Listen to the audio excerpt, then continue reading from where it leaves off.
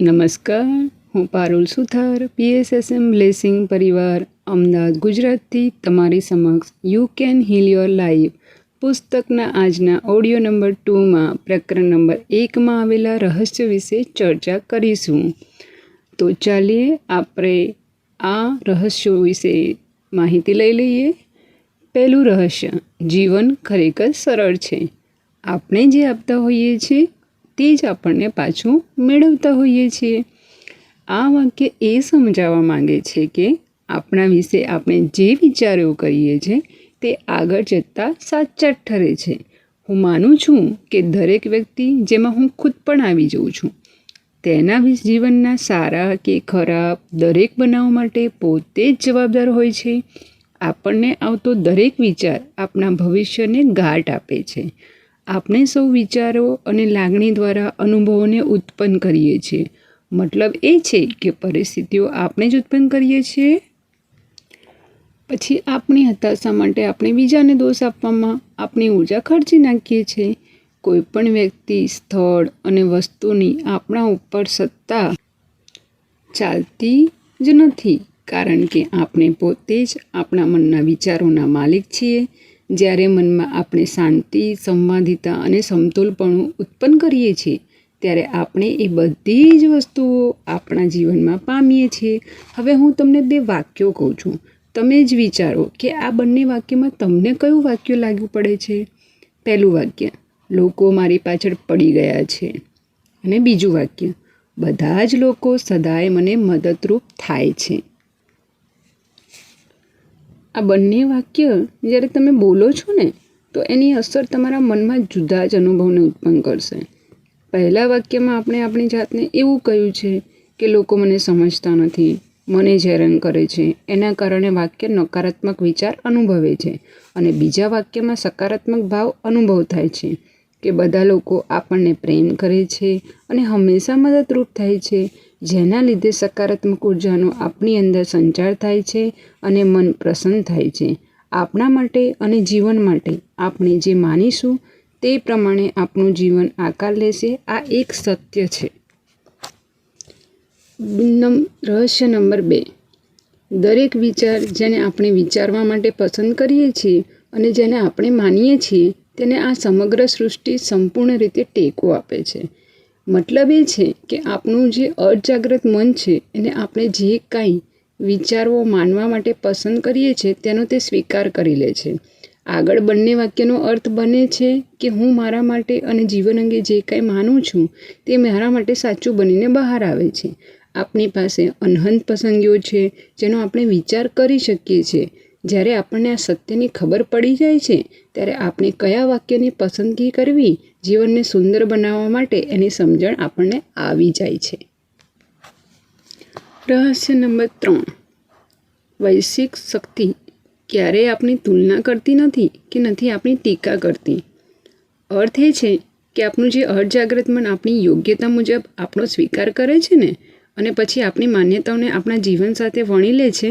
જો હું મારા અર્ધજાગ્રત મનને એવું કહી શકે, જીવન તો સાવ એકાકી છે અને મને તો કોઈ પ્રેમ કરતું જ નથી, તો અર્ધજાગ્રત મન છે તેનો સ્વીકાર કરીને આપણને એ જ આપશે. પણ જો હું તે માન્યતાનો ત્યાગ કરી એવું કહીશ મારા અર્ધજાગ્રત મનને કે પ્રેમ તો ચારે તરફ ફેલાયેલો છે અને હું પ્રેમ કરું છું કારણ કે હું એ પ્રેમને લાયક છું, અને આ વિચારને હું વળગી રહીશ અને વારંવાર હું એને બોલ્યા કરીશ, તો મારું અર્ધજાગ્રત મન એનો સ્વીકાર કરશે અને એને મારા માટે સાચો બનાવીને બહાર લાવશે, જેના લીધે મારા જીવનમાં પ્રેમાળ લોકોનો પ્રવેશ થશે.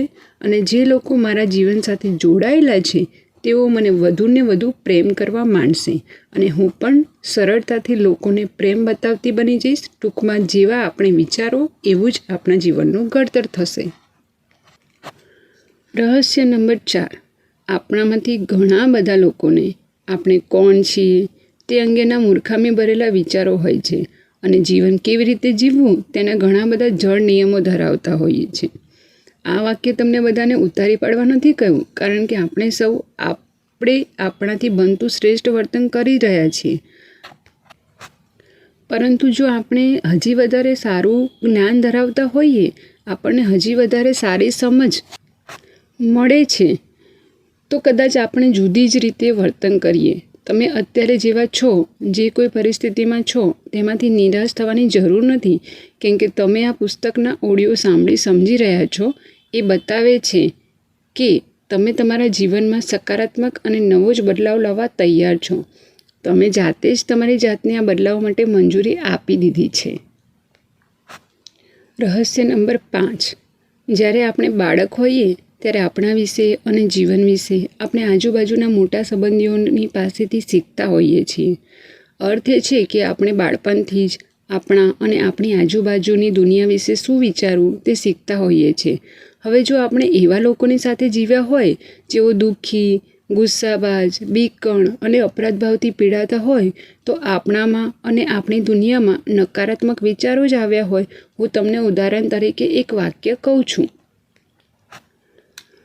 મારાથી કોઈ વાત બરાબર થતી જ નથી. તેમાં મારો દોષ છે. જો હું ગુસ્સો થાઉં ને તો મારા જેવો ખરાબ માણસ કોઈ નથી. આ જાતની માન્યતાઓ એક હતાશ જીવનને જન્મ આપે છે. એટલે કહેવાનો મતલબ કે જેવું તમે વિચારો છો એવું જ એક્ઝેક્ટલી તમને તમારું અર્ધજાગ્રત મન સજાગ કરીને આપે છે. રહસ્ય નંબર 6. આપણે જેમ જેમ મોટા થતા જઈએ છીએ ત્યારે આપણી અગાઉની ઘરેલું જિંદગીના લાગણીભર્યા વાતાવરણને આપણે ફરી ઊભા કરવાની ચેષ્ટા કરતા હોઈએ છીએ. આ સારું પણ નથી અને ખરાબ પણ નથી, કે નથી સાચું કે ખોટું. બસ એ તો આપણા કુટુંબની, ઘરની આપણને આવતી યાદ છે. આપણને આપણા પિતા અને માતા સાથેના સંબંધો યાદ આવે છે અને તેઓ બંને વચ્ચેના સંબંધો ફરી યાદ આવે છે. તમારો કોઈ પ્રેમી કે પછી તમારો કોઈ બોસ તમને તમારા પિતા કે માતા જેવો લાગ્યો છે ખરો? આપણા માતા પિતાએ આપણને જેમ ઉછેર્યા હોય બરાબર તે જ રીતે આપણને આપણી જાતને ઉછેરતા છીએ. ક્યારેક તો આપણે તેઓ જેવા શબ્દો બોલતા હોય તેવા જ શબ્દો બોલતા હોઈએ છીએ.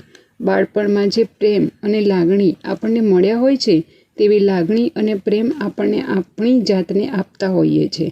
હવે મારાએ તમને પૂછવાનું એટલું જ છે કે હું જે વાક્ય તમને કહું છું એ તમે કેટલી વાર બોલ્યા છો એ આપણે જોઈએ. તારાથી કશું જ બરાબર થતું નથી, બધો વાંક તારો જ છે. અને એક બીજું વાક્ય કહું છું, એ કેટલી વાર બોલ્યા છો તે વિચારજો. અરે તું તો અદ્ભુત છે, હું તને ખૂબ જ પ્રેમ કરું છું. આ બંને વાક્યને શાંતિથી તમે સાંભળજો અને સમજજો કે આ બંને વાક્યમાંથી કયા વાક્યને તમે કેટલી વાર બોલ્યા છો. રહસ્ય નંબર 7. વર્તમાન ક્ષણમાં જ સદાય શક્તિનું કેન્દ્રબિંદુ રહેલું હોય છે. અત્યાર સુધીમાં તમારી આખી જિંદગી દરમિયાન જે બધા જ બનાવો તમે અનુભવ્યા હોય છે તે સૌનું ઉદ્ભવ સ્થાન તો ભૂતકાળમાં તમે કરેલા વિચારો અને માન્યતાઓમાં રહેલું છે. તે બધાનું સર્જન તો તમે કરેલા વિચારો અને વાપરેલા શબ્દો દ્વારા થાય છે. એટલે હવે અગત્યની વાત એ છે કે આ ક્ષણે તમે શું વિચાર કરો છો, શું માનો છો, શું બોલો છો, કારણ કે આ વિચારો અને શબ્દો જ તમારા ભાવિનું ઘડતર કરશે. તમારી શક્તિનું કેન્દ્રબિંદુ તો વર્તમાનની આ ક્ષણમાં રહેલું છે જે તમારું ભવિષ્ય ઘડતર કરશે. આ ક્ષણે તમે નકારાત્મક કે સકારાત્મકથી શું વિચારો છો એની નોંધ ક્યારેક કરી છે ખરી? શું આ વિચાર તમારા ભાવિને ઘડે તેવું તમે ઈચ્છી રહ્યા છો? આ વાતનું ધ્યાન રાખજો અને જાગ્રત રહેજો. રહસ્ય નંબર 8. મેં શોધી કાઢ્યું છે કે ક્રોધ, ટીકા, અપરાધભાવ અને ડર એ સૌ બીજું કોઈ પણ વસ્તુ કરતાં વધુ સમસ્યા પેદા કરે છે. જો તમે સદાય આ પ્રમાણેની ફરિયાદ કરતા રહેતા હો કે દરેક જણ મારી સાથે જેમ ફાવે તેમ વર્તે છે, તેઓ ક્યારેય મારી મદદે આવતા જ નથી, પગલું છણિયાની જેમ મારો ઉપયોગ કરે છે, મને ગાળો દે છે, તો પછી આ તમારું એક વલણ બની ગયું કહેવાય. તમારામાં જ કોઈક વિચાર છે જે લોકોને આવી વર્તણૂક કરવાની પ્રેરણા આપે છે. જો તમે તમારા વિચાર બદલી નાખશો તો તેઓ બીજા જતા રહેશે અને બીજા સાથે તે પ્રમાણે વર્તશે. તમારા તરફ તેઓ નહીં આકર્ષાય.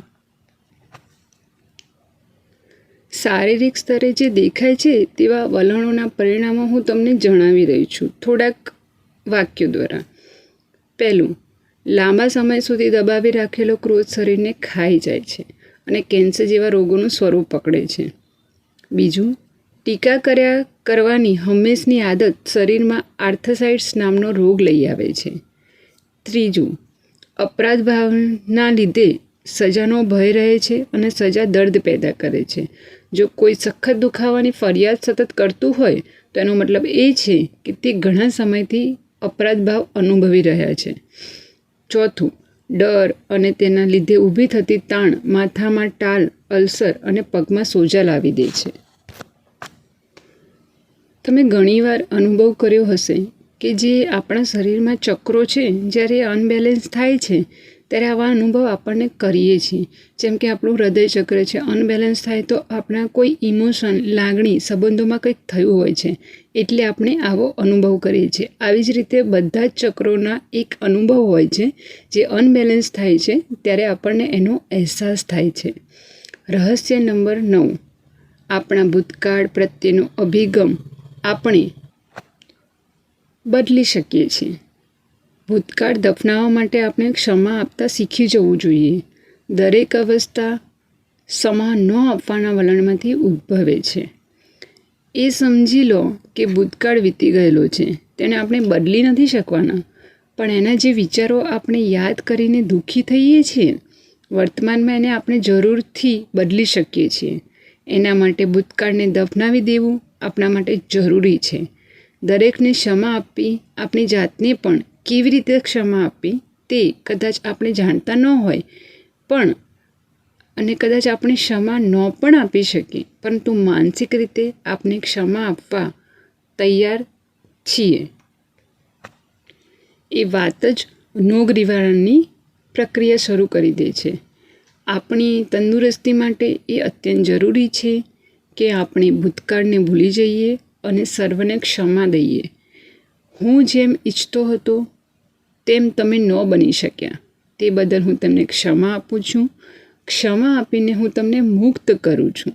આ વાક્ય બોલવાથી આપણે ભૂતકાળથી મુક્ત કરી દઈએ છીએ. તો બને તો આ વાક્યને તમે ટ્રાય કરજો અને વધારે ને વધારે બોલવાનો પ્રયત્ન કરજો, જેથી કરીને તમે ભૂતકાળને મુક્ત કરી શકો છો. ટૂંકમાં પ્રકરણ નંબર 1માં લેખિકા એટલું જ કહેવા માંગે છે કે તમે બધા ક્ષમા કરતા શીખો, પોતાની જાતને જેવા છો તેવા સ્વીકારતા શીખો, પોતાની જાતને ચાહતા શીખો. કોઈની ટીકા, નિંદા ના કરો. કોઈ પણ નકારાત્મક પરિસ્થિતિ હોય તો પણ એના વિશે વિચાર્યા કરતાં એ પરિસ્થિતિને સકારાત્મક વિચારોથી બદલતા શીખો. જે વિચારો તમને સૃષ્ટિ આપશે એ જ પરિણામ તમને મળે છે. એટલે હંમેશા કોઈ પણ વિચારને સકારાત્મક રીતે વિચારતા શીખો અને એ જ આપના અવચેતન મનને આપવાનું ચાલુ કરો. તો તમને તમારા જીવનમાં જે પણ જોઈએ છે એને તમે મેળવી શકો છો. સ્વસંમતિ અને સ્વસ્વીકાર આપણા જીવનના દરેક ક્ષેત્રમાં સકારાત્મક બદલાવ લાવવા મુખ્ય ભાગ ભજવે છે. હવે આ પ્રકરણને મેં કમ્પ્લીટલી એનું જે અર્થ છે એ મેં તમને પ્રકરણ 1માં સમજાવ્યું છે, તેના રહસ્યો અને એનો મતલબ પણ સમજાવ્યો છે. હવે આપણે આ પ્રકરણ નંબર 1ની જે એક અફર્મેશન છે એ હું તમને જણાવી રહી છું.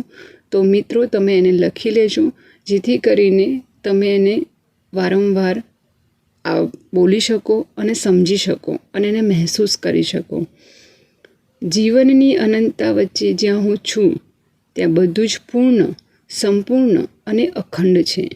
મારાથી પણ જે મહાન છે તે શક્તિમાં મને વિશ્વાસ છે. એ શક્તિ જે દરરોજ દરેક ક્ષણે મારી અંદર વહ્યા કરે છે. મારી અંદર રહેલા ડહાપણના દ્વાર હું ખોલી નાખું છું, કારણ કે મને ખબર છે કે આ સૃષ્ટિમાં એક જ બુદ્ધિ કાર્યરત છે.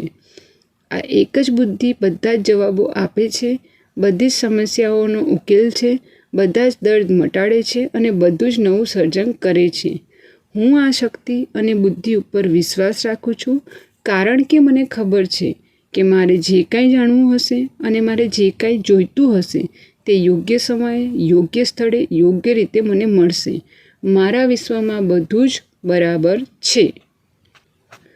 આજના આ ઓડિયોમાં આપણે અહીં વિરામ મૂકીએ છીએ અને હવે પછીના ઓડિયોમાં આપણે પ્રકરણ નંબર 2ના નવા રહસ્યો વિશે ચર્ચા કરીશું.